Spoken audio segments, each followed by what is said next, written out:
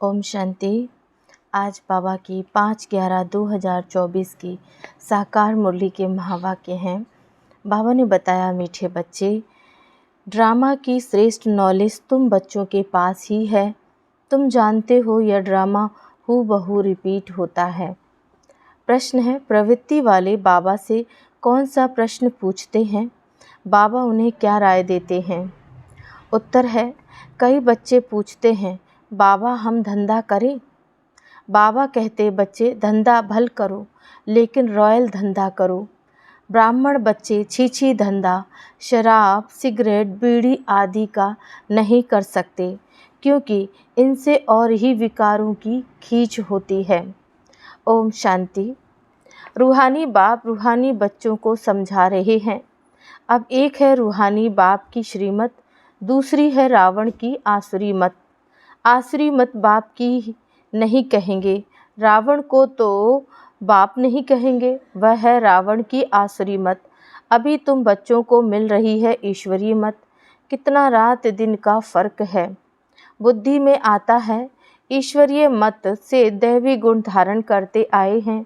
यह सिर्फ तुम बच्चे ही बाप द्वारा सुनते हो और कोई को मालूम नहीं पड़ता। बाप मिलते ही हैं संपत्ति के लिए। रावण से तो और ही संपत्ति कम हो जाती है। ईश्वरीय मत कहाँ ले जाती है और आसुरी मत कहाँ ले जाती है, यह तुम ही जानते हो। आसुरी मत जब से मिलती है, तुम नीचे गिरते ही आते हो। नई दुनिया में थोड़ा थोड़ा गिरते हैं। गिरना कैसे होता है, फिर चढ़ना कैसे होता है, यह भी तुम बच्चे समझ गए हो। अभी श्रीमत तुम बच्चों को मिलती है फिर से श्रेष्ठ बनने के लिए। तुम यहाँ आए ही हो श्रेष्ठ बनने के लिए।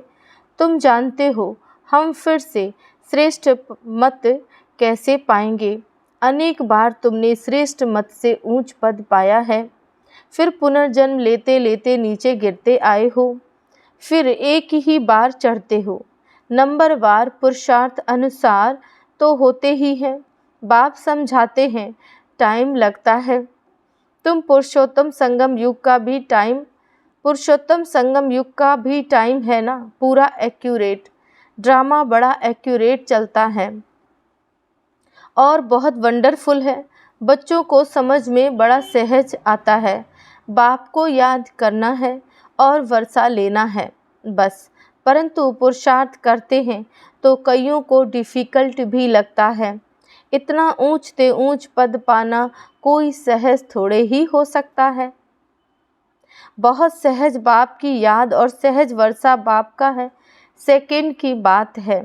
फिर पुरुषार्थ करने लगते हैं तो माया के विघ्न भी पड़ते हैं। रावण पर जीत पानी होती है। सारी सृष्टि पर इस रावण का राज्य है। अभी तुम समझते हो, हम योग बल से रावण पर हर कल्प जीत पाते आए हैं, अब भी पा रहे हैं। सिखलाने वाला है बेहद का बाप। भक्ति मार्ग में भी तुम बाबा बाबा कहते आए हो परंतु पहले बाप को नहीं जानते थे, आत्मा को जानते थे। कहते थे चमकता है भ्रकुटी के बीच अजब सितारा। आत्मा को जानते हुए बाप को नहीं जानते थे। कैसा विचित्र ड्रामा है। कहते भी थे, हे परमपिता परमात्मा, याद करते थे, फिर भी जानते नहीं थे। न आत्मा के ऑक्यूपेशन को न परमात्मा के ऑक्यूपेशन को जानते थे। बाप ही खुद आकर समझाते हैं। बाप बिगर कब कोई रियलाइज़ करा ना सके। कोई का पार्ट ही नहीं। गायन भी है ईश्वरीय संप्रदाय, आसुरी संप्रदाय और दैवी संप्रदाय है बहुत सहज। परंतु यह बातें याद रहें, इसमें ही माया विघ्न डालती है, भुला देती है। बाप कहते हैं, नंबरवार पुरुषार्थ अनुसार याद करते करते जब ड्रामा का अंत होगा, अर्थात पुरानी दुनिया का अंत होगा, तब नंबरवार पुरुषार्थ अनुसार राजधानी स्थापन हो ही जाएगी। शास्त्रों में यह बात कोई समझ ना सके। गीता आदि तो इसने भी बहुत पढ़ी है। अब बाप कहते हैं इसकी कोई वैल्यू नहीं। परंतु भक्ति में कनरस बहुत मिलता है, इसलिए छोड़ते नहीं। तुम जानते हो सारा मदार पुरुषार्थ पर है। धंधा आदि भी कोई का रॉयल होता है, कोई का छीछी धंधा होता है। शराब, बीड़ी, सिगरेट आदि बेचते हैं। यह धंधा तो बहुत खराब है। शराब सब विकारों को खींचती है। किसको शराबी बनाना यह धंधा अच्छा नहीं। बाप राय देंगे, युक्ति से यह धंधा चेंज कर लो, नहीं तो ऊंच पद पा नहीं सकेंगे। बाप समझाते हैं, इन सब धंधों में है नुकसान। बिगर अविनाशी ज्ञान रत्नों के धंधे के भल जवाहरात का धंधा करते थे, परंतु फायदा तो नहीं हुआ। करके लखपति बने, इस धंधे से क्या बनते हैं। बाबा पत्रों में भी हमेशा लिखते हैं, पद्मा पदम भाग्यशाली, सो भी 21 जन्मों के लिए बनते हैं। तुम भी समझते हो, बाबा कहते बिल्कुल ठीक है। हम सो यह देवी देवता थे, फिर चक्र लगाते लगाते नीचे आते हैं। सृष्टि के आदि मध्य अंत को भी जान गए हो। नॉलेज तो बाप द्वारा मिली है, परंतु फिर दैवी गुण भी धारण करने हैं, अपनी जांच करनी है। हमारे में कोई आसुरी गुण तो नहीं है, यह बाबा भी जानते हैं। हमने अपना यह शरीर रूपी मकान किराए पर दिया है। यह मकान है ना, इसमें आत्मा रहती है। हमको बहुत फकुर रहता है, भगवान को हमने किराए पर मकान दिया है। ड्रामा प्लान अनुसार और कोई मकान उनको लेना ही नहीं है। कल्प कल्प यह मकान लेना ही पड़ता है। इनको तो खुशी होती है, परंतु फिर हंगामा भी कितना मचा। यह बाबा हंसी कुड़ी में कब बाबा को कहते हैं, बाबा आपका रथ बना तो हमको इतनी गाली खानी पड़ी। बाप कहते हैं सबसे जास्ती गाली मुझे मिली, अब तुम्हारी बारी है। ब्रह्मा को कब गाली मिली नहीं, अब बारी आई है। रथ दिया है, यह तो समझते हैं ना, तो जरूर बाप से मदद भी मिलेगी। फिर भी बाबा कहते हैं, बाप को निरंतर याद करना है। इसमें तुम बच्चे इनसे भी जास्ती तीखे जा सकते हो, क्योंकि इनके ऊपर तो मामला बहुत है। भल ड्रामा कहकर छोड़ देते हैं, फिर भी कुछ लैस जरूर आती है। यह बेचारे बहुत अच्छी सर्विस करते थे, यह संग दोष में खराब हो गए हैं। कितनी डिससर्विस होती है, ऐसा ऐसा काम करते हैं, लैस आ जाती है। उस समय यह नहीं समझते कि यह भी ड्रामा बना हुआ है, यह फिर बाद में ख्याल आता है। यह तो ड्रामा में नूंद है, माया अवस्था को बिगाड़ देती है, तो बहुत डिससर्विस हो जाती है। कितना अबलाओं आदि पर अत्याचार हो जाते हैं।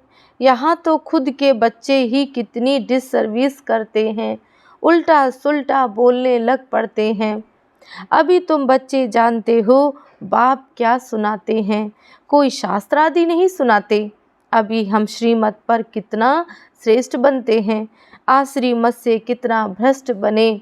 टाइम लगता है ना, माया की युद्ध चलती रहेगी। अभी तुम्हारी विजय तो जरूर होनी है, यह तुम समझते हो। शांति धाम सुख धाम पर हमारी विजय ही है।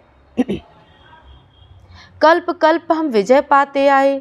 इस पुरुषोत्तम संगम युग पर ही स्थापना और विनाश होता है।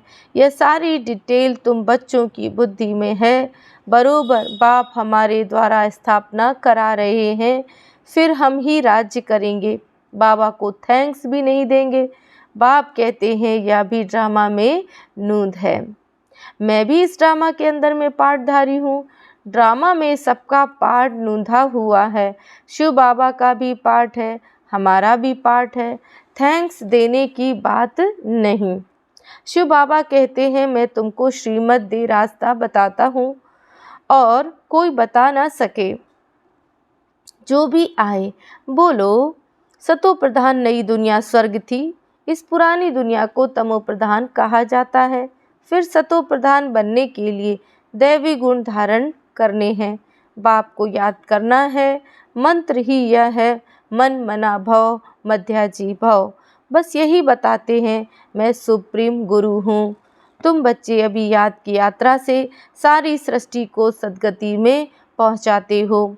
जगत गुरु एक शिव बाबा है जो तुमको भी श्रीमत देते हैं। तुम जानते हो हर 5000 वर्ष बाद हमको यह श्रीमत मिली है। चक्र फिरता रहता है। आज पुरानी दुनिया है, कल नई दुनिया होगी। इस चक्र को समझना भी बहुत सहज है, परंतु यह भी याद रहे जो कोई को समझा सके। यह भी भूल जाते हैं, कोई गिरते हैं तो फिर ज्ञान आदि सारा खत्म हो जाता है। कला काया माया ले लेती है, सब कला निकाल कला रहित कर देती है। विकार में ऐसे फंस जाते हैं, बात मत पूछो। अभी तुमको सारा चक्र याद है। तुम जन्म जन्मांतर वेश्यालय में रहे हो, हजारों पाप करते आए हो। सबके आगे कहते हो जन्म जन्म के हम पापी हैं। हम ही पहले पुण्य आत्मा थे, फिर पाप आत्मा बने, अब फिर पुण्य आत्मा बनते हैं। यह तुम बच्चों को नॉलेज मिल रही है, फिर तुम औरों को दे आप समान बनाते हो। गृहस्थ व्यवहार में रहने से फर्क तो रहता है ना। वह इतना नहीं समझा सकते जितना तुम, परंतु सब तो नहीं छोड़ सकते। बाप खुद कहते हैं गृहस्थ व्यवहार में रहते कमल फूल समान बनना है। सब छोड़कर आवे तो इतने सब बैठेंगे कहाँ।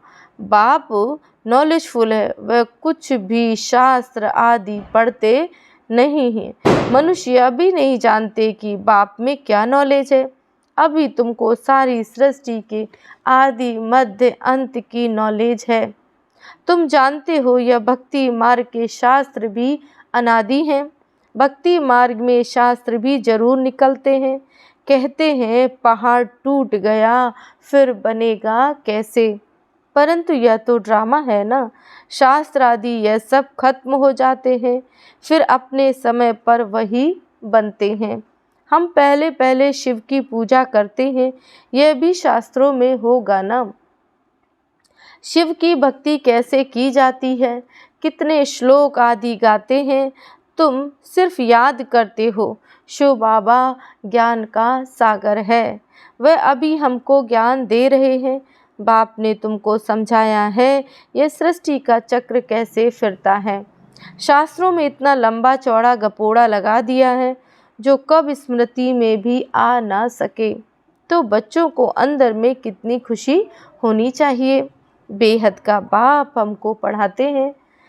गाया भी जाता है student life is the best life. भगवान उवाच मैं तुमको राजाओं का राजा बनाता हूँ और कोई शास्त्रों में ये बातें हैं नहीं। ऊँच से ऊँच प्राप्ति है ही यह। वास्तव में गुरु तो एक ही है जो सर्व की सद्गति करते हैं। बल स्थापना करने वाले को भी गुरु कह सकते हैं, परंतु गुरु वह जो सद्गति दे। यह तो अपने पिछाड़ी सबको पाठ में ले आते हैं, वापस ले जाने के लिए रास्ता तो बताते नहीं। बारात तो शिव की ही गाई हुई है और कोई गुरु की नहीं। मनुष्यों ने फिर शिव और शंकर को मिला दिया है। कहाँ वह सूक्ष्म वतनवासी, कहाँ वह मूल वतनवासी। दोनों एक हो कैसे सकते हैं, यह भक्ति मार्ग में लिख दिया है। ब्रह्मा विष्णु शंकर 3 बच्चे ठहरे ना। ब्रह्मा पर भी तुम समझा सकते हो, इनको अडॉप्ट किया है तो यह शिव बाबा का बच्चा ठहरा ना। ऊंच से ऊंच है बाप, बाकी यह है उनकी रचना। कितनी यह समझने की बातें हैं। अच्छा, मीठे मीठे सिकिल दे बच्चों प्रति माता पिता बाप दादा का याद प्यार और गुड मॉर्निंग। रूहानी बाप की रूहानी बच्चों को नमस्ते। हम रूहानी बच्चों की रूहानी बाप दादा को याद प्यार गुड मॉर्निंग नमस्ते ओम शांति।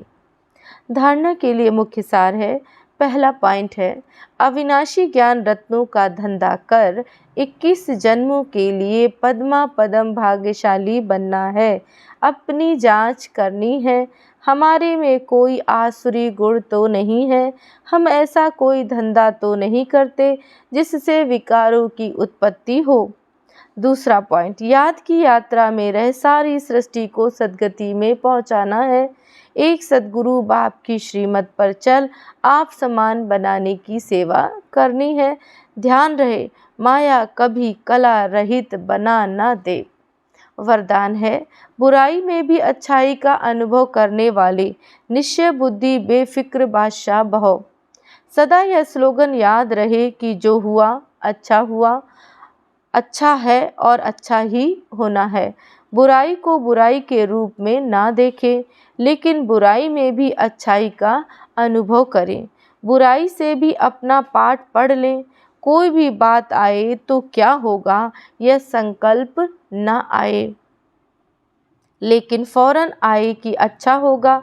बीत गया अच्छा हुआ, अच्छा है वह सदा बेफिक्र बादशाह है। निश्चय बुद्धि का अर्थ ही है बेफिक्र बादशाह। स्लोगन है, जो स्वयं को व दूसरों को रिगार्ड देते हैं उनका रिकॉर्ड सदा ठीक रहता है। ओम शांति।